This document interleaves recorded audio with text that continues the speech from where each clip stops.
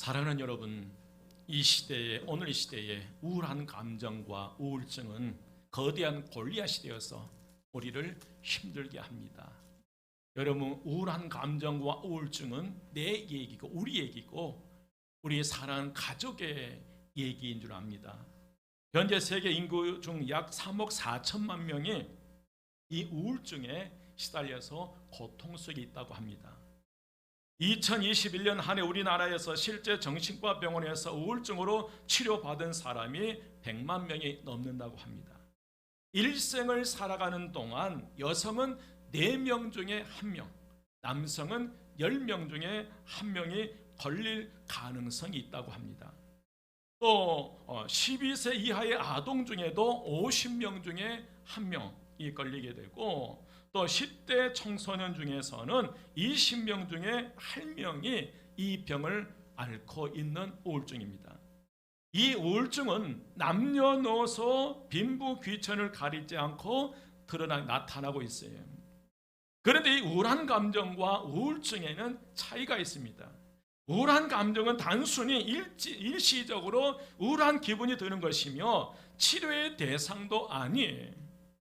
그러나 우울증은 여러분 무가치함과 자기 비하, 집중력 감퇴, 불안과 초조, 활동 저하, 절망감, 죽음이나 자살과 관련된 생각 등의 감정적인 문제와 함께 수면장애, 식욕과 체중의 변화, 무기력감과 피로감 등의 육체적 증상이 나타나는 정신적 질병이기도 합니다. 그래서 질병이기 때문에 자신의 의지로 쉽게 그 우울증은 극복할 수 없는 병이기에 우리는 반드시 치료를 받아야 될 줄 믿습니다. 여러분, 그러나 기억하십시오. 우울증은 죄가 아니에요. 한번 따라서 하면 우울증은 죄가 아니다. 우울증은 부끄러운 질병이 아니에요. 하지만 그냥 방치해 놓으면 우울증이 점점 더 심각해져서 문제가 되기도 합니다. 우울증은 내 얘기입니다. 우리 얘기예요. 우리 가족 얘기, 우리 자녀들 얘기예요. 성경에 나오는 욥, 다윗, 모세, 엘리야, 에레미야, 신앙의 사람 칼빈, 마틴 루터, 웨슬리, 찰스 스펄전, 철학자 키에르 케고르 등도 이 우울증에 시달렸다고 합니다. 그중에 특히 마틴 루터는 불우했던 어린 시절에 지나치게 엄격한 종교 교육을 받고 자라면서 끊임없는 우울증과 싸워야 했고, 건강마저 좋지 않아서 통풍이나 불면증, 감기, 치질, 변비, 결석, 현기증, 그리고 이면증을 평생 동안 앓고 있었다고 합니다. 그리고 또한 주기적으로 반복적으로 찾아온 이 심한 우울증에 시달렸다고 합니다. 그러나 여러분, 우울증에 지지 않고 우울증을 치유받아 참으로 한 시대의 귀한 하나님의 종으로 쓰임받은 줄 믿습니다.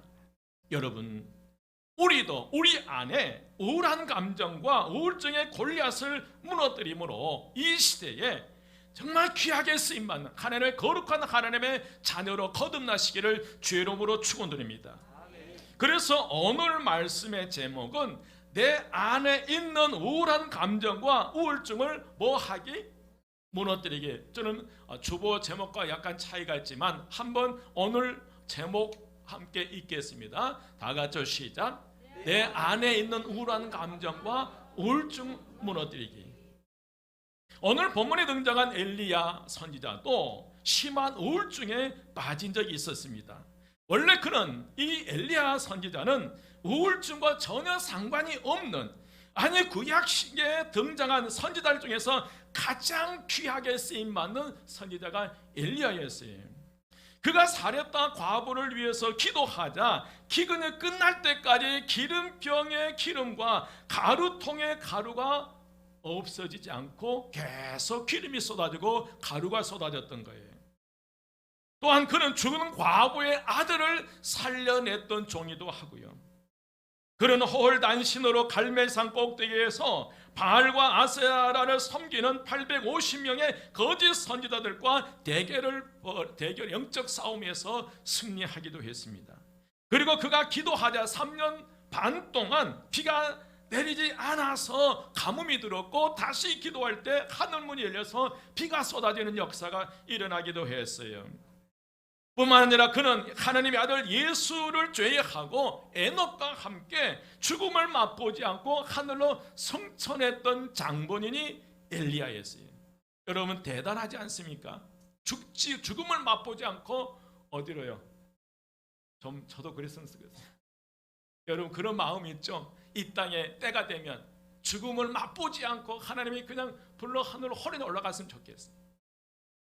그런데 여러분, 그런 위대한 엘리야 선지자가 심한 우울증에 걸린 거예요. 당시에는 이스라엘이 남유다와 북이스라엘로 나누어지게 되어 있어요. 우리나라 남과 북이 나누어져 있던 것처럼 이스라엘도 남유다와 북이스라엘로 갈라져 있었어요. 그리고 북이스라엘의 왕은 아합 왕이었고, 그의 부인, 그의 아내 황후가 이세벨이었습니다. 그런데 그는 이 이세벨은 바알신과 아세라신을 섬기는, 우상을 섬기는 그런 왕후였어요. 그런데 그 즈음에 갈멜산에서 엘리야는 바알 선지자 450명과 아세라 선지자 400명, 850명, 거짓 선지자 850명과의 영적 싸움에서 승리하게 됩니다. 이 영적 싸움에 승리한 엘리야는 기손 시내로 기 850명을 데리고 가서 칼로 그들을 다 죽여버려요. 이러한 사실이 1절 2절에 보니까 황후 이 이세벨은 아합 왕으로부터 이러한 소식을 듣게 되고, 분노한 황후 이세벨은 엘리야에게 한 사자를 보내서 이런 협박을 합니다. 내일 이맘때에는 반드시 내 생명을 저 사람들 중 한 사람의 생명과 같게 하리라. 쉽게 말하면 이 엘리야의 칼에 죽은 850명처럼 나도 너를, 엘리야 선지자를 뭐 해버리겠다는 거예요? 죽여버리겠다는 거예요. 이세벨의 위협에 생명의 위협을 느낀 엘리야는 북쪽에 위치하고 있는 갈멜산에서 남쪽 지방의 브엘세바로 도망을 가기 시작합니다. 그래도 안심이 되지 않았던 이 사안을 두고 혼자 더 깊은 광야로 들어가서 하루길 더 도망친 후에 어느 노뎀나무 아래에서 앉아 있었습니다. 그리고 거기에서 죽으려고 할 만큼 심한 우울증을 앓게 돼요. 여러분, 왜 엘리야가 우울증에 시달렸습니까? 지금 상황은 이세벨이 자객을 보내서 엘리야를 죽인다는 것도 아니에요. 그렇다고 엘리야가 이 적군의 사방에 포로돼서 궁지에 몰린 것도 아니에요. 그저 이세벨이 사자에게 보내서 내일 이맘때에는 죽은 850명의 선지자처럼 엘리야 너도 뭐 해버리겠다, 죽여버리겠다니 협박문이에요.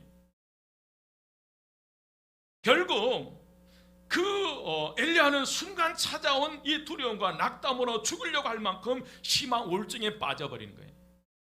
참 그렇잖아요. 그 대단했던 선지자가 이세벨이라는 한 여인의 말에 두려움을 느끼고 낙담해서 절망하고, 그리고 우울증에 빠져서 차라리 이 생명을 뭐해 가라는 거예요? 불로 가라는 거예요. 결국 엘리야는 하나님께 자기 생명을 거두어 달라고 하나님께 간절히 기도해요. 그게 4절 말씀입니다.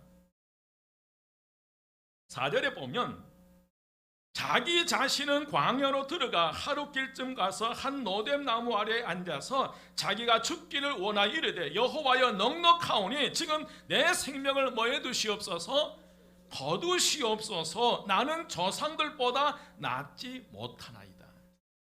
지금 엘리야가 하나님을 위해 순교하겠다는 거 아니에요. 이세벨과 끝까지 싸워서 순교하겠다는 것도 아니에요.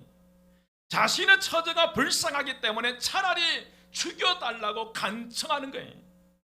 여러분 스스로 죽기는 뭐하니까 하나님 더 이상 살고 싶지 않습니다, 제발 저를 좀 데려가 주십시오 하며 죽기를 소원할 만큼 깊은 우울증에 빠져버리는 거예요. 여러분 그런데 무엇이 문제예요? 엘리야가 죽기를 소원할 만큼 깊은 우울증에 빠진 이유가 어디에 있어요? 표면적인 이유는 이세벨이 보낸 사자로부터 전해들은 내일 이맘때에는 죽은 850명의 선지자처럼 엘리야 너도 반드시 죽게 될 것이다 라는 이 말 때문이었어요. 하지만 엘리야가 우울증에 빠진 것은 그러한 외부적인 원인과 함께 자신의 내부적인 원인도 무시할 수 없다는 거예요. 외부로부터 이 이세벨의 협박 말을 들었고 그 말이 두려움을 사르다 이 내부적인 문제예요. 여러분 3절 말씀 보겠습니다. 3절 말씀에 보면 한 목소리로 봉독합니다. 다 같이 시작. 그가 이 형편을 보고 일어나 자기의 생명을 위해 도망하여 유다에 속한 보엘세바에 이르러 자기의 사환을 그곳에 머물게 하고요. 여러분 엘리야가 서두에 보니까 3절 처음에 보니까 무엇을 봤다는 거예요? 뭘 봤다? 이 형편이 자기 앞에 펼쳐진 상황이 자기 처지를 본 거예요. 이세벨로부터 두려움이 협박 말을 듣고 자기 자신을 보니까 형편없어요. 도저히 이세벨로 대항할 힘도 없는 거예요. 바로 여기에 문제가 생긴 거예요. 여러분 엘리야도 포기는 보았어요. 그러나 잘못 보았어요. 그는 갈멜산에서 850명의 거짓 선지자들이 이기게 하신 하나님을 보는 대신 이세벨이 보낸 사자와 그의 말을 들은 거예요. 하늘에서 불을 내려주신 하나님, 과부의 죽은 아들을 살게 하신 하나님, 사르밧 과부의 집에서 기름과 떡가루를 마르지 않게 하셨던 하나님, 자기 앞에 펼쳐진 그 환경을 봄으로 인해서 그동안에 베풀어줬던 하나님의 모든 은혜가 다 상실돼 버리는 거예요. 오늘 여러분 사울 왕과 이스라엘 군대가 골리앗 앞에서 그동안 베풀어줬던 은혜가 다 사라져버려 이 골리앗 앞에서 두려움의 사울로 잡혀서 경직되어 버렸던 것처럼 오늘 엘리야도 그 엄청난 은혜 가운데 있었음에도 불구하고 그 이세벨의 말 한마디에 얼음장같이 굳어져서 두려워 우울증에 빠져버리는 거예요. 여러분 문제는 하나님을 보는 대신 누구를 봤다는 거예요? 자신의 형편과 처지를 봤다는 거예요. 여러분 지금 어디를 보고 신앙생활 하십니까? 어디를 보고 신앙생활 하십니까? 엘리야의 잘못된 시선이 그로 하여금 절망하게 하고 우울증에 빠지게 만들어 버렸어요. 사랑하는 여러분, 엘리야는 지금까지 인도해 주신 하나님을 바라보기보다는 자기 앞에 놓여 있는 환경을 보고 절망하고 낙심해 버린 거예요. 이처럼 우리가 무엇을 보느냐에 따라 우리의 행동이 달라지는 줄 믿습니다. 여러분 우리 앞에 무엇이 놓여 있느냐보다 우리가 무엇을 바라보느냐가 더 중요해요.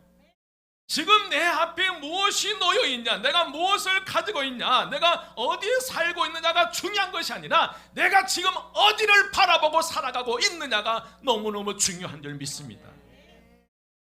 만약 우리 앞에 놓여 있는 환경만을 본다면 우리는 낙심할 수밖에 없어요.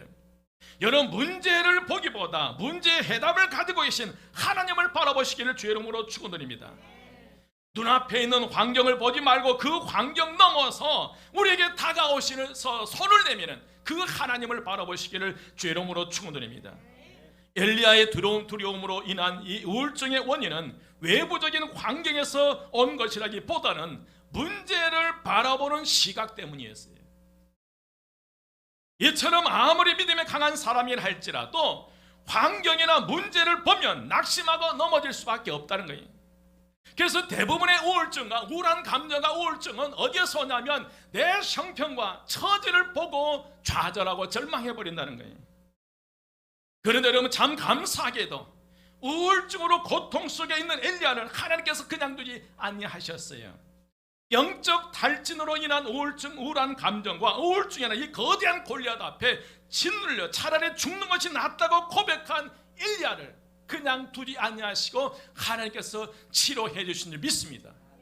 오늘 이 역사가, 오늘 이 엘리야에게 나타난 역사가 오늘 저와 여러분에게 나타나시기를 주의 이름으로 축원드립니다. 그러면 우울증의 늪에 빠져 있는 엘리야를 하나님께 어떻게 치료하셨습니까? 5절과 6절 말씀이 5절과 6절 말씀 함께 봉독합니다. 다 같이 시작. 로뎀 나무 아래에 누워 자더니 천사가 그를 어루만지며 그에게 이르되 일어나서 먹으라 하는지라. 본즉 머리맡에 숯불에 구운 떡과 한 병 물이 있더라. 이에 먹고 마시고 다시 누웠더니. 아멘. 하나님께서 로뎀 나무 아래에 쓰러져 잠을 자고 있는 엘리야에게 천사를 보내주셨어요. 그리고 영적 탈진으로 극도의 우울 감정에 빠져있는 이 엘리야를 어루만져 주신 줄 믿습니다. 여러분, 어루만지면 이 단어의 히브리어 단어는 나가입니다. 나가 이 단어의 의미는 효과를 느끼도록 두드리다, 또 툭툭 치다라는 그런 의미가 있어요. 쉽게 말하면 어머니가 배 아픈 자녀의 배를 어루만지면서 엄마 손은 약손이라고 하셨던 바로 그 어루만짐이에요. 저도 약이 귀했잖아요. 어렸을 때는요. 머리 아프면 무조건 내신 사주고요. 그런데 어머님이 그냥 배 아픈 비아리라고 있는 저 배에 손을 얹고 엄마 사는 이것만 해줘도, 그 어루만져만 주셔도 때로는 배가 나을 때가 있었어요, 없었어요? 있었죠. 어루만지심. 하나님은 찾아와 주시고 어루만져 주시는 분이신 줄 믿습니다.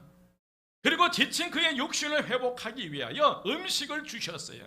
구운 이 숯불에 구운 떡과 한 병의 물을 마시게 하여 기력을 회복시켜요. 그러자 그동안 갈멜 산에서 보혜 새벽까지 약 25km를 쉬지 않고 달려오느라 배고픔과 갈증이 심했던 엘리야는 그것을 먹고 마셨어요. 그리고 또 다시 뭐 했어요?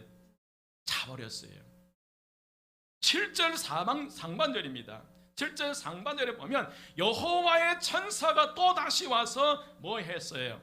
어루만졌어요. 이 어루만지면 엘리야가 잠에서 뭐 할 때까지, 깰 때까지 만져주신 거예요. 뭐 할 때까지? 깰 때까지. 그러면서 하나님께 이 천사를 통해서 어루만지게 해주신 다음에 뭐 하라고 말씀하셔요? 일어나 뭐 하라. 먹으라. 여러분, 여호와의 천사가 또 다시 와서 어루만지며 이르되 일어나 먹으라. 오늘 이 말씀이 저와 여러분이 주신 내마가 되시기를 주의 이름으로 축원드립니다. 그러자 엘리야는 다시 일어나서 떡과 물을 먹고 마셨어요. 사랑하는 여러분, 하나님께 왜 이렇게 하셨을까요? 그 이유는 엘리야의 육신뿐만 아니라 상한 마음까지 치유해 주시기 위해서 그리 하신 줄 믿습니다. 왜 엘리야의 지친 육신뿐만 아니라 상한 마음까지 치유해 주셨을까? 왜 하나님께서 죽기를 각오하는 그 엘리야를 그냥 죽도록 내버려두지 아니하시고 다시 그를 회복할 수 있도록 숯불에 구운 떡과 물을 주셨을까? 그것은 왜 이 육신의 지침과 마음의 상처를 치료하셨을까? 그 이유가 7절 하반절에 나와요. 이런 7절 다시 보면 여호와의 천사가 또 다시 와서 어루만지시며 이르되 일어나 먹으라. 내 갈 길을 다 가지 못할까 하노라. 여러분, 내가 갈 길을 다 가지 못할까 하노라, 이 말씀을 표준 세번역에서는 갈 길이 아직 멀었다고 번역되어 있어요. 갈 길이 아직 뭐하다? 멀었다요. 우리말 성경에서도 내 갈 길이 아직 멀었다는 거예요. 이 말씀은 아직도 엘리야가 감당해야 할 사명이 남아있다는 거예요. 아직도 엘리야에게는 해야 할 일이 너무나 많이 남아있기 때문에 숯불에 구운 떡과 음료를 마시고 다시 일어나라는 거예요. 여러분, 기억하십시오. 교회는 정착지가 아니에요. 여러분, 교회는 정착지가 우리가 오랫동안 머물러 있던 것이 아니에요. 여러분, 교회는 새 힘을 얻어서 세상으로 나가게 하는 것이 교회입니다. 여러분, 오늘 예배를 통해서 은혜 받으십시오. 오늘 예배를 통해서 회복하십시오. 오늘 예배를 통해 치유 받으십시오. 그리고 세상으로 가십시오.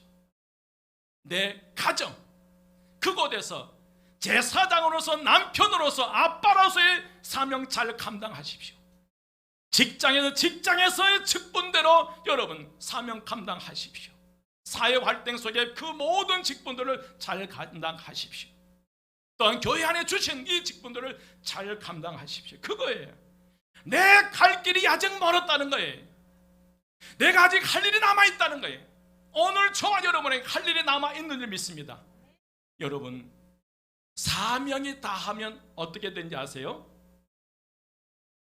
내가 이 땅에 살아간다 사명이 다하면, 사명이 끝난 그날이 바로 하나님께 나를 뭐 한 날이에요? 불러가신 날이에요. 여러분, 이 세상 더 이상 정집을 찍고 싶으면 하나님, 이제 제 주어진 사명 다 끝났습니다, 저를 불러가시면, 이렇게 기도하십시오. 어떤 그 목사님이 너무 살기 힘든 거예요. 왜냐하면 길거리에 다니는 배춧잎을 주워다 죽을 써서 먹어야 하면서 사역을 해야 됐으니까요. 그래서 그 목사님이 그렇게 기도해요. 하나님, 너무 힘들어요. 음성이 들려오는데, 힘드냐? 내가 너를 지금 불러갈까? 하나님, 정신이 바짝 들더래요. 하나님, 아직도 할 일이 남았습니다. 여러분, 사명이 있는 분들은 결코 불러가지 않으셔요. 아멘. 그래서 내 갈 길이 아직 멀었다라고 이 말씀, 네가 아직도 할 일이 남아있다는 거예요. 가정에서, 직장에서, 세상에서 아직 내가 할 일이 남아있다는 거예요. 가서 그 일을 하라는 거예요. 여러분, 가정의 제사장으로서, 엄마는 아내로서, 엄마로서의 사명 잘 감당하십시오. 적어도 어디 교회 다니는 성도는, 한마음교회 다니는 성도는 반드시 할 일을 해야 될 줄 믿습니다. 여러분, 우리의 삶 속에도 지치고 힘들어 넘어질 때가 너무 많아요. 그때마다 주님께서 오셔서 여러분의 몸과 영혼을 어루만져 주시기를 주의 이름으로 축원드립니다. 이 광야 같은 세상에서 여러분의 영혼이 어루만지심을 받고 힘을 얻을 것이 어디예요? 여러분의 지친 몸과 영혼이 쉴 곳이 어디입니까? 오늘 저와 여러분에게 있어서 여호와여 넉넉하오니 지금 내 생명을 거두시옵소서라고 외칠 수밖에 없는 이 노뎀 나무 아래가 여러분 어디 계세요? 영적으로 보면 노뎀 나무야말로 이 세상 한가운데서 우리 영혼이 쉼을 얻고 상처를 치유받아 회복시켜 주시는 하나님의 은혜를 받을 만한 교회가 그런 곳인 줄 믿습니다. 우리가 광야 세상에서 지치고 낙심하고 상처받아 찾아오는 것이 교회입니다. 우리가 섬기는 교회는 하나님의 어루만지심의 손길이 있기 때문에 그러해요. 하나님의 믿음을 통해서 우리의 영혼을 만져주셔요. 여러분, 기도 속에서 하나님의 손길로 저와 여러분을 만져주실 줄 믿습니다. 여러분, 찬송 속에서 우리의 영혼을 어루만져 주셔요. 여러분, 찬송을 부를 때도 힘차게 하십시오. 간절한 마음으로 하십시오. 그 찬송 속에 만지심이 있어요. 여러분, 그렇잖아요. 찬송 부르다 나도 모르게 은혜의 눈물이 쏟아질 때가 있어요. 그건 누가 만지심이에요? 만져주심이에요. 여러분, 기도하다가 나도 모르게 감동의 눈물이 쏟아져요. 기도 중에 만지심이에요. 여러분, 말씀을 들을 때, 이 하나님의 말씀 들을 때 나도 모르게 은혜의 눈물이 쏟아지는 거예요. 지금 하나님 나를 뭐 하고 계신다는 거예요? 만지고 계신 줄 믿습니다. 하나님의 어루만지시는 손으로 우리의 영혼을 치유해 주십니다. 육신을 치료하시고 상처받은 심령을 싸매 주시고 더러워진 영혼을 씻어 주셔요. 하나님의 어루만져 주시는 은혜야말로 우리가 믿음과 예배 속에서 항상 받아야 할 큰 은혜인 줄 믿습니다. 여러분, 이 예배 놓치지 마십시오. 이 성전에서 드리는 예배 놓치지 마십시오.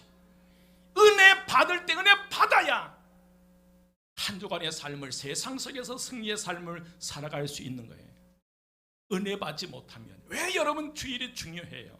한 주간의 이 주일이 우리 인생이 너무너무 중요해요. 여러분, 세상 일 때문에 빼앗기지 마십시오. 제발 좀 빼앗기지 마십시오. 이 날을 살아야, 이 날의 은혜를 받아야 내가 사는 거예요.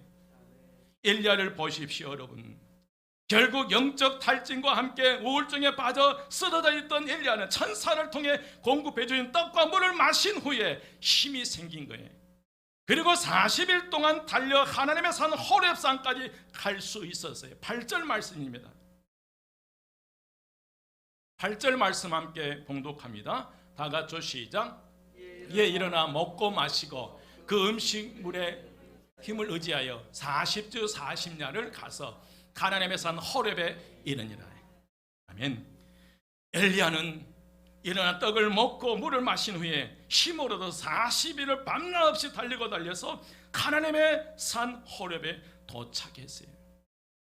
사랑하는 여러분, 우울한 감정과 우울증에 빠졌던 엘리야는 하나님의 어루만져 주심과 먹여 주심으로 새 힘을 얻었어요. 여러분도 늘 하나님의 은혜의 손길을 통해서 치유되고 회복하는 생활이 되시기를 주의 이름으로 축원드립니다. 영혼의 노뎀나무 아래서 회복의 은혜를 받으시길 바랍니다. 여러분, 이곳에서 치유를 받으셔야 돼요. 어루만지시는 하나님의 손길을 늘 체험하시기를 주의 이름으로 축원드립니다. 그리하여 매일 매 순간 회복되고 새로워져서 하나님께서 이 땅에서 주신 오늘 여러분의 기업과 가정과 교회와 사명을 힘차게 감당하시기를 주의 이름으로 축원드립니다. 다시 말씀드립니다. 이 교회는 우리가 영원히 살 곳은 아니에요. 이것을 통해서 우리의 심령이 회복되셔야 돼요.